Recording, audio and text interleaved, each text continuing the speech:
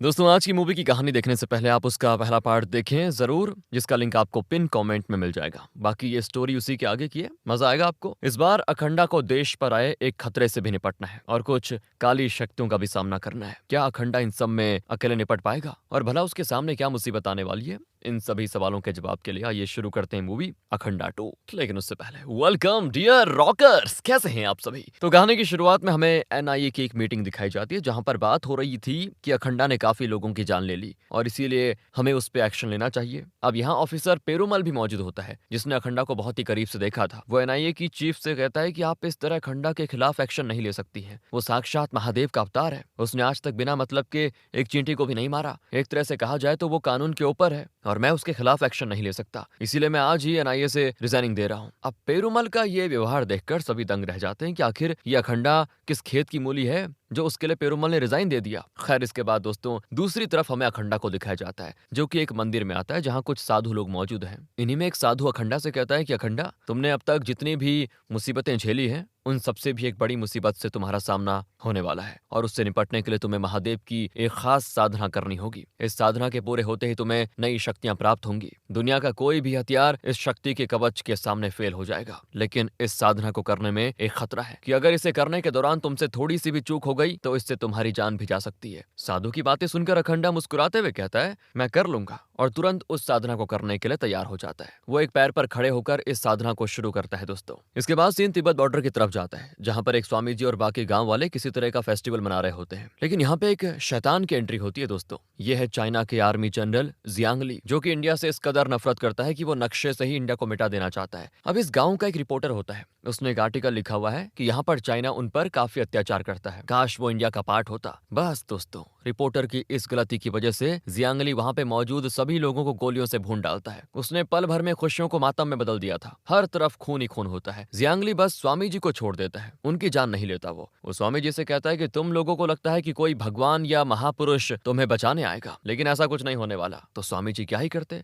वो जियांगली का कोई जवाब नहीं देते। इसी दौरान जियांगली को पता चलता है कि चाइनीज और इंडियन आर्मी के बीच गलवान में मुठभेड़ हो गई है और इस मुठभेड़ में कई चाइनीज सैनिक मारे गए हैं दोस्तों, जिनमें जियांगली का इकलौता बेटा भी शामिल था। अब यहाँ जियांगली कहता है कि मेरा बेटा बहादुरी से तो लड़ा ना, तो इस पर उसे पता चलता है कि जियांगली का बेटा तो भारतीय सैनिक के जोरदार घुस्से से ही मर गया था। इतना नाजुक था वो। इंडियन आर्मी तिरंगा फहराकर इस जीत की खुशी मना रही थी और जियांगली कुछ भी करके इंडिया से इसका बदला लेना चाह रहा था। इसीलिए दोस्तों, वो एक्स आर्मी जनरल चैंग से जाकर मिलने की सोचता है, क्योंकि अब चैंग ही जियांगली को वो रास्ता बता सकता है जिससे वो इंडिया को तबाह कर सके। जियांगली अगले ही पल चैंग से मिलने पहुंच जाता है तो देखता है कि चैंग तो भगवत गीता पढ़ रहा है। ये देखकर वो गुस्से में पागल हो जाता है और चैंग से पूछता है कि तुम ये क्या कर रहे हो। तो चैंग जवाब देता है कि मैं भारत देश की कमजोरी को समझने की कोशिश कर रहा हूँ। अब यहाँ पे चैंग के कहने का क्या मतलब था, यही जियांगली सोच रहा होता है। तो चैंग उसको आगे समझाते हुए बताता है कि ये भारत देश की जड़ है, उनका भगवान। इस देश पर सिकंदर जैसे विश्व विजेता ने भी हमला किया था, मगर उसके हाथ बस एक मुट्ठी मिट्टी ही लगी इस देश की। बाकी फिर मुगल और ब्रिटिशर्स भी आए, उन्होंने भारत देश के कई मंदिरों को तोड़ा, मगर इस देश के लोगों का विश्वास और भरोसा भगवान के ऊपर से नहीं टूट पाया। यही वजह है कि अब तक ये देश फल फूल रहा है। तो अगर इस देश को घुटनों पे लेकर आना है तो इस देश के लोगों का विश्वास भगवान पर से हटाना होगा, तोड़ना होगा। तो जियांगली सवाल करता है कि यह हम करेंगे कैसे। तो चैंग कहता है कि जो हथियार हमने छिपा के रखा हुआ है उसका इस्तेमाल करने का समय आ चुका है। जियांगली बड़ा खुश होता है दोस्तों। अब ये लोग जाहिर है किसी घातक हथियार के बारे में ही बात कर रहे होंगे, मगर वो क्या है जल्दी पता चल जाएगा आपको। अब आगे दोस्तों हम देखते हैं कि जहां पर सेक्रेटरी पद्मावती एक मीटिंग के दौरान कुछ देर में देश के पीएम को विलेज रूरल डेवलपमेंट प्रोग्राम में आने वाले गाँव के नाम की लिस्ट देने वाली होती है। अब क्या है कि इस प्रोग्राम के तहत जो भी गाँव है उनका सरकार विकास करने की तैयारी कर रहेगी, मगर तभी वहां पे कलेक्टर त्रिवेदी आता है, जो कि पद्मावती से उसकी मीटिंग के पहले कुछ जरूरी काम के लिए मिलने की जिद करता है। और जब उसे पद्मावती के पास लाया जाता है ना, तो वो कहता है कि रूरल डेवलपमेंट वाली लिस्ट है ना, जो उसमें जो शांतिपुरम नाम का गांव है उसका नाम हटा दीजिए। पद्मावती कहती क्यों? तो त्रिवेदी बताता है कि उस गांव में एक बड़े पैमाने पर गांजे की खेती होती है, जिसमें गांव वालों को जबरदस्ती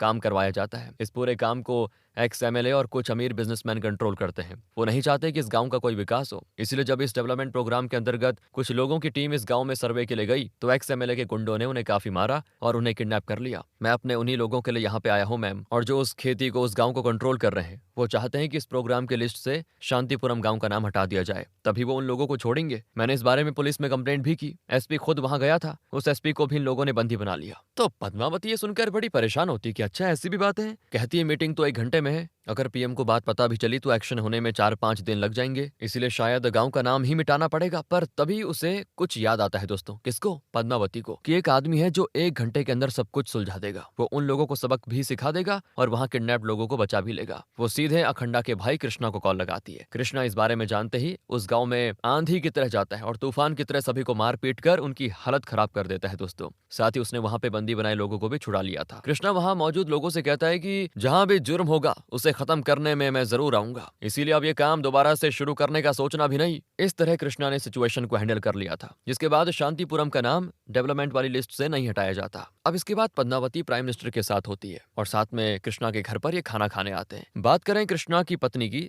तो उसकी मौत हो चुकी है दोस्तों। बाकी कृष्णा की बेटी अभी 17 साल की है और वो इस वक्त डीआरडीओ में एज अ साइंटिस्ट काम करती है। कृष्णा की बेटी का नाम जननी है। जननी का आईक्यू बहुत अच्छा है दोस्तों, जिस वजह से वो इस देश की सबसे कम उम्र की साइंटिस्ट है। जननी को विजन कलाम प्रोजेक्ट के तहत खुद प्राइम मिनिस्टर ने चुना था। ये कहकर पीएम को जननी याद आ जाती है। अभी फिलहाल तो जननी डीआरडीओ उत्तराखंड में है दोस्तों, जहां पर बायोशील्ड नाम के एक प्रोग्राम पे वो काम कर रही है। डिफेंस मिनिस्टर राव खुद इस बायोशील्ड प्रोग्राम के ब्यौरा लेने के लिए आए होते हैं। ये प्रोग्राम सुपरवाइज रचना नाम की एक साइंटिस्ट कर रही होती है, जो कि वहां जाननी और बाकी सभी की बॉस भी है। ध्यान से सुनना, मगर इस प्रोग्राम का आइडिया पूरी तरह से जननी का था। दरअसल जो हमारे जवान सियाचिन की ठंड से लेकर राजस्थान की गर्मी और नॉर्थ ईस्ट की बरसात जैसे एक्सट्रीम वेदर कंडीशंस में भी देश के बॉर्डर की हिफाजत कर रहे हैं, तो ये बायोशील्ड उन सभी सैनिकों को इस वेदर कंडीशन से बचाएगा। मगर अभी उस प्रोग्राम का ह्यूमन ट्रायल होना बाकी है। तो जननी से राव कहता है कि अगर तुम्हारा बायोशील्ड तैयार हो गया है तो ये देश के लिए बहुत ही गर्व की बात होगी, क्योंकि इससे हमारा देश और उसके जवान बिना किसी मुसीबत के बॉर्डर पे सेफ रहेंगे। इस तरह की दोस्तों ये तैयारी चल रही है। ओके, अब आ जाइए चाइना पर। सीन होता है जियांगली पर, जो कि चैंग से आकर कहता है कि मैंने अपने ही 30 जवानों की जान लेकर वो खास हथियार हासिल कर लिया है। अब इस हथियार का इस्तेमाल करने के लिए चैंग चुनता है अजीत नाम के एक इंडियन पॉलिटिकल लीडर को। अजीत को चैंग बहुत अच्छी तरह जानता है। अजीत कुर्सी को हासिल करने के लिए दोस्तों अपने देश को भी खतरे में डाल सकता है, इस कदर है उसका दिमाग। तो अब हमें अजीत को दिखाया जाता है, जिसने मणिपुर में कई निर्दोष लोगों की दंगा करवाकर उनकी जान ले ली और इल्जाम अभी की रूलिंग गवर्नमेंट पे डाल दिया। इसी सिलसिले में बात करने के लिए पीएम ने अजीत को उसके 2 भाइयों के साथ अपने ऑफिस में बुलाया होता है। तो अजीत पीएम से कहता है कि ये सब मैंने क्यों किया वो तो आप अच्छे से जानते हैं। पहले मेरे पिता ने और फिर मैंने आपकी कुर्सी को हासिल करने की कोशिश करी, मगर हम दोनों ही नाकाम रहे। मगर जब तक मैं जिंदा हूं इस कोशिश को करता रहूंगा। और यहाँ पीएम अजीत को जेल में डालने की भी धमकी देता है, जिस पर अजीत कहता है कि वो वक्त जा चुका है जब बेटा जेल जाने से डरता था। तो दोस्तों ये था अजीत, जिससे चैंग ने हाथ मिला लिया था। इसके साथ मिलकर चैंग क्या करेगा पता नहीं, आगे क्या होगा। कहानी वापस कृष्णा पे आती है, जो कि अपनी बेटी के घर आने पे बड़ा बेसब्री से इंतजार कर रहा होता है, क्योंकि आज उसकी बेटी का जन्मदिन है। मगर जननी जानती थी कि उसे छुट्टी नहीं मिलेगी। रचना जब इस बारे में सुनती है तो वो जननी से कहती है कि तुम घर चले जाओ, अभी बायोशील्ड के ह्यूमन ट्रायल होने में समय लगेगा। जिस पर जननी खुश होती है। अब जननी घर आ रही है, ये सुनते कृष्णा घर को बहुत अच्छे तरीके से ऑर्गेनाइज करता है। फिर जब जननी घर पहुंचती है तो उसको देखकर बड़ा खुश होता है वो। पर जननी उसका परिचय अपनी बॉस रचना से भी करवाती है, क्योंकि वो भी आ गई थी साथ में। कृष्णा से मिलने के बाद जननी अब अपनी दादी से मिलने के लिए जाती है, जो कि आज तक अपने बेटे अखंडा के आने के इंतजार में है दोस्तों। उन्हें पता है कि अखंडा का उनसे दूर होने का कारण अखंडा की शिव भक्ति है। तो वो 24 घंटे महादेव के सामने बैठकर उनसे पूछती है कि आखिर क्यों आपने मेरे बेटे को मुझसे दूर कर दिया। इस तरह दोस्तों वो ना तो ठीक से खा पाती है और ना ही कुछ कर पाती है। जननी अपनी दादी को समझाने की बड़ी कोशिश करती है कि आप उनके आने की उम्मीद छोड़ दो, उन्हें अगर वापस आना होता तो वो कब का आ चुके होते, वो खुद ही नहीं आना चाहते। मगर अखंडा की माँ को विश्वास है कि मेरा बेटा जरूर आएगा वापस। खैर दोस्तों, पार्टी वगैरह करने के बाद जननी और रचना वापस आ जाती है। इन दोनों को बायोशील्ड का ह्यूमन ट्रायल लद्दाख की लैब में करना था। दोनों अपनी पूरी टीम के साथ वहां पहुंच जाती हैं।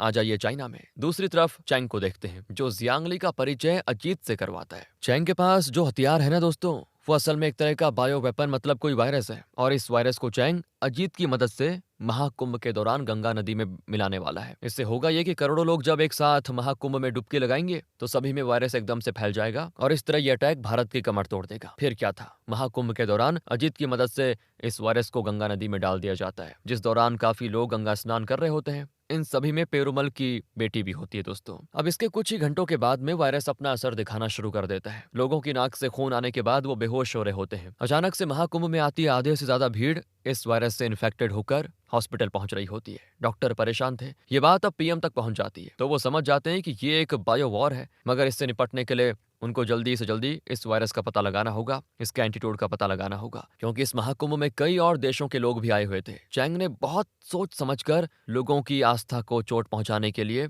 इस तरह का ये अटैक किया है दोस्तों। और इस आग में घी डालने का काम अजीत करता है। वो कुंभ नगरी प्रयागराज पहुंचकर हॉस्पिटल में मरीजों को देखने जाता है, जहां अब तक लोग मरना चालू भी हो गए थे। और जिन भी लोगों के प्रियजन इस वायरस की चपेट में आए थे, उनकी भीड़ को इकट्ठा करके अजीत उनसे कहता है कि देखो, तुम लोग किसी भगवान के लिए यहाँ पे आए थे ना, देखो उस भगवान ने क्या किया। ये सब क्या उसकी मर्जी के खिलाफ हो रहा है? ये तुम्हारा भगवान ही कर रहा है। देखो तुम सभी एक बात समझ लो, ये पूजा पाठ वगैरह करने का कोई मतलब नहीं है, बंद कर दो सब कुछ, सारे मंदिर वगैरह। अगर वो भगवान सच में है तो उसे खुद आना पड़ेगा इन सभी की मदद करने के लिए, और अगर वो नहीं आए तो समझ जाओ कोई भगवान नहीं है तुम्हारे लिए। अब लोग सोचते हैं कि ये जो बातें कह रहा है वो सच ही तो है। फिर क्या था, कई मंदिर वगैरह अजीत के कहने पे बंद कर दिए जाते हैं। पीएम भी बड़ा हैरान होता है कि जो अजीत हमेशा हर चीज का जिम्मेदार रूलिंग पार्टी को ठहराता था, वो आज भगवान को इसका दोष दे रहा है, क्यों? और पीएम को समझने में देरी नहीं लगती। अजीत असल में देश के लोगों की जड़ों पर वार कर रहा था। वो भारत के लोगों के दिलों से भगवान को हमेशा हमेशा के लिए मिटा देना चाह रहा था। अब अगर ऐसा हो गया तो इस देश के टुकड़े होने से कोई नहीं बचा सकता। इसीलिए पीएम जल्दी से इस वायरस के एंटीडोट को रिसर्च करने का ऑर्डर देता है। जिस ऑर्डर के मिलते ही रचना अपनी टीम से कहती है कि हमें कुछ भी करके एंटीडोट बनाना ही होगा। अब रचना को याद आता है कि शायद जननी का बनाया हुआ बायोशील्ड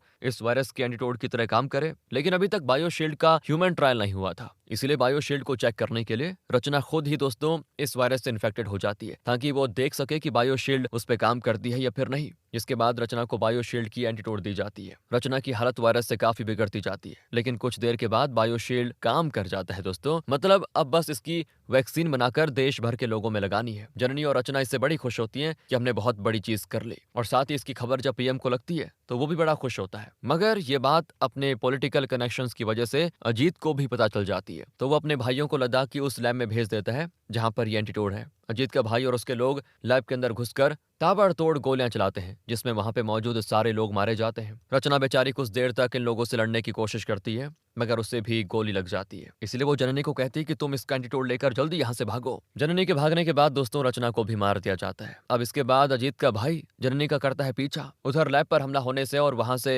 एंटीडोट गायब होने की खबर पीएम को लगती है, तो वो पूरी तरह से हिल जाता है। उधर जननी किसी तरह से अपनी जान बचा के भाग रही होती है, और तभी अजीत का भाई उसे पकड़ लेता है और वो जननी को एक तरफ धक्का दे देता है, जिससे जननी की चीखें निकल पड़ती हैं। उसकी चीख सुनकर वहां पास में साधना कर रहा खंडा अपनी साधना से जाग जाता है, और दोस्तों यहाँ उसकी साधना खत्म हो चुकी थी। अब इस मूवी के पहले पार्ट में क्या हुआ था, अखंडा ने जननी को एक बार बचाया था उसके बचपन में। तो उसने जननी को वचन दिया था कि जब तुम्हें कोई तकलीफ हो या मेरी जरूरत पड़े तो बस एक बार मुझे जवाब देना, मैं जहां भी रहूंगा तुम्हें बचाने के लिए जरूर आ जाऊंगा। तो बस अखंडा अपना वचन पूरा करता है दोस्तों। वो आते ही सभी गुंडों को गाजर मूली की तरह काटने लग जाता है। अखंडा बड़े ही आराम से अजीत के भाई और उसके सारे लोगों को जान से मार डालता है। अब अखंडा का चेहरा कृष्णा से मिल रहा था, तो जननी उसको पहचान जाती है, क्योंकि जननी की दादी तो अखंडा के लौटने के इंतजार में है दोस्तों इतने सालों से। अखंडा भी जननी को लेकर वहां से चला जाता है, जिसके बाद उसी लोकेशन पर खुद अजीत आता है, जो कि अपने भाई का ये हाल, कटा हुआ सर और बाकी लाशें देखकर हो जाता है शॉक। यहाँ पर दोस्तों एक बहुत ही शक्तिशाली तांत्रिक नित्रा की एंट्री होती है, जो कि अजीत से कहता है कि इन सबको मारने वाला वही है जिसने तेरे बाप को भी मारा था। अजीत कहता है कि मेरे पिता को किसने मारा था, आज तक उनकी मौत का राज पता नहीं चला। तो यहाँ वो नेत्रा बताना शुरू करता है कि जब वो काली शक्तियों की मदद से भूत पिशाच और शैतानी आत्माओं का सहारा लेकर अमीर लोगों के दुश्मनों को दूर से बैठकर पैसों के लिए मारा करता था, तो उस वक्त उसके पास अजीत का पिता खुद आया। उसने काफी कोशिश करी कि अभी जो पीएम है उसको सत्ता से हटाकर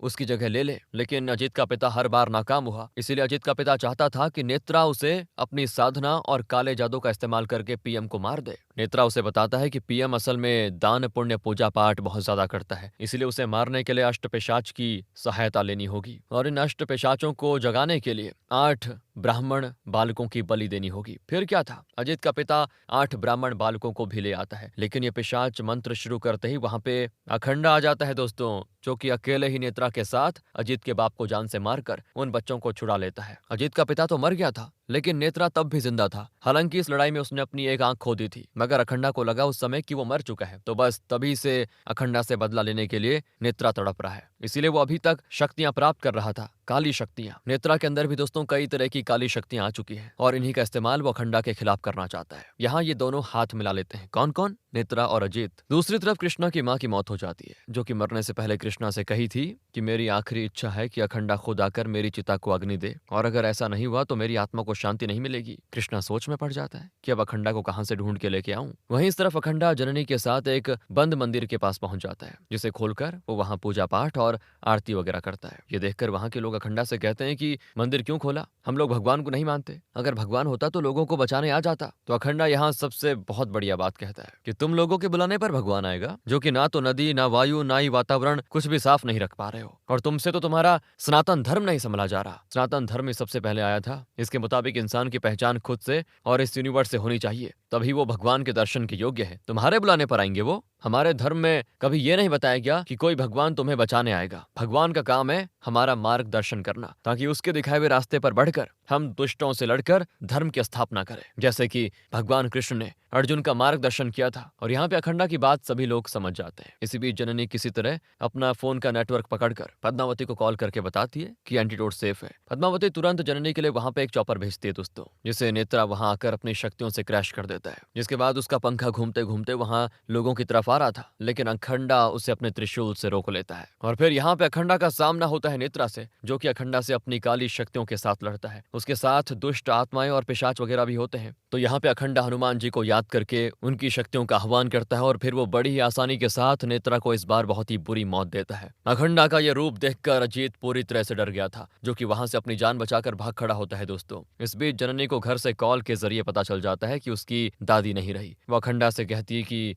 आपकी माँ की मौत हो चुकी है और उनकी आखिरी इच्छा थी कि आप उनकी चिता को अग्नि दे। लेकिन अखंडा अब इतनी दूर से किसी भी तरह अपनी माँ की चिता को अग्नि देने नहीं जा सकता था। पर हमें दिखाया जाता है कि अगले ही पल अखंडा कृष्णा के सामने पहुंच जाता है अपनी माँ की चिता को अग्नि देने के लिए। वो अपनी माँ की चिता को अग्नि देता है, जिसके बाद हमें अखंडा की माँ की आत्मा को भगवान शिव के सामने दिखाया जाता है। दोस्तों, असल में अखंडा की माँ को चिता की अग्नि अखंडा ने नहीं, बल्कि भगवान शिव ने उसका रूप धारण करके दी थी। महादेव अखंडा की माँ से कहते हैं कि आप मेरे भक्त की माँ हैं, आपकी इच्छा पूरी करना मेरा कर्तव्य है, और वैसे भी आपने जीवन भर मुझे याद किया, फिर चाहे मेरी निंदा ही क्यों ना की हो। अखंडा की माँ की आत्मा स्वयं महादेव से मुखाग्नि पाकर तृप्त हो जाती है दोस्तों। और जब जननी को पता चलता है कि अखंडा उसकी दादी की चिता को अग्नि देने आया था, तो वो कहती है ऐसा कैसे हो सकता है, अखंडा तो यहाँ था। साथ ही वो देखती है कि अगले ही पल अखंडा के हाथों में अखंडा की माँ की राख आ जाती है। जननी को भी दोस्तों भगवान पर विश्वास हो जाता है, और फिर अखंडा जननी के साथ अपनी माँ की राख को नदी में बहा देता है। इसके बाद वहां पे खुद पद्मावती आर्मी चीफ के साथ आ जाती है, ताकि वो उस एंटीडोट और जननी को लेकर जल्दी से वैक्सीन का मास प्रोडक्शन कर सके,